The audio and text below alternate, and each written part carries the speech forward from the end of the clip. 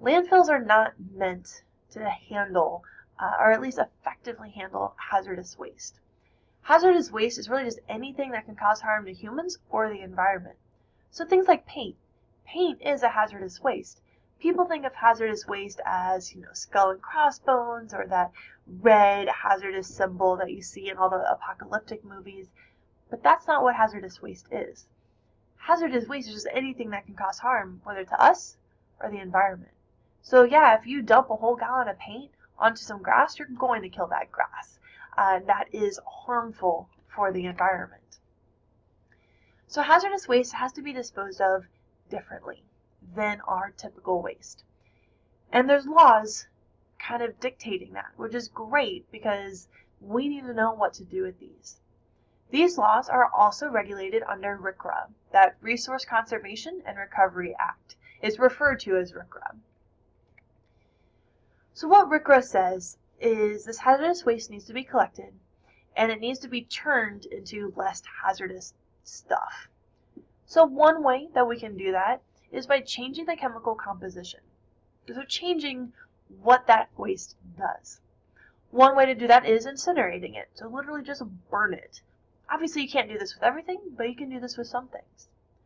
Another thing you could do is oxidize it, essentially exposing it to lots and lots of oxygen. Oxygen is actually really great at breaking things down.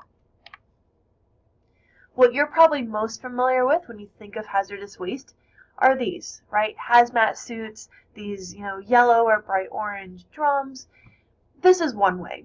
If there's no other means of actually breaking down that hazardous waste, we'll do this. We'll store it in containers, and honestly, it'll go into a landfill that's lined with like 3 feet of concrete, or it'll go into a tank where it stays forever.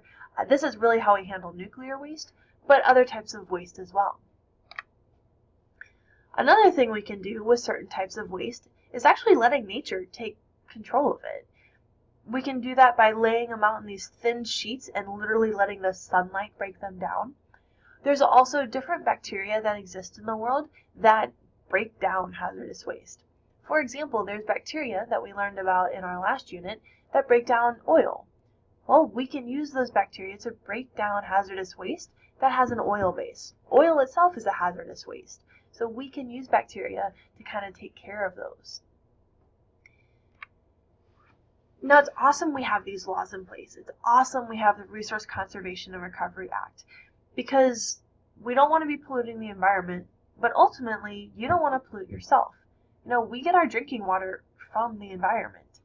So how do we prevent that from happening? How do we prevent things entering our freshwater systems? Well, that's what RCRA stands in. But there's a problem. RCRA hasn't always been around. EPA hasn't always been around. EPA wasn't even created until 1970, and before then we really didn't have any laws in place to protect our natural resources from our waste. And even with EPA being created in 1970, RCRA didn't even come out until 76. So we've had a gap. Humans have been here, forever, but think about that, our population has been rising and rising, and we didn't have any laws in place. So we had to make a new law and a new program to address that. So we have this thing called a Superfund site. A Superfund site is essentially a law that has money in it, money set aside for it, to clean up the worst places in the United States and the most polluted places. The reason they're so polluted and the reason they're so bad is because we didn't have these laws in place. This was allowed. So if you look at this picture, this is an actual picture from the United States of all of these drums that have just different hazardous waste in it. So it was great. They were at least putting it in something. But these drums are going to rust. Some of these drums have holes in them. Some of them are dented. And also they're just sitting out in a field. Superfund is designed to fix these problems. These problems exist because humans didn't care, right? It was very cheap to just get rid of it outside. Literally just put it in your backyard. And there's no laws preventing you from doing it, so we did it. Obviously, creating a lot of issues today. Here is a map of the United States looking at all the Superfund sites, and you can see New England, like the entire state of New Jersey, is a Superfund site. But that should make sense. The height of the Industrial Revolution really happening in the New England area, and we had no laws protecting it. Companies could release chemicals anywhere in any home.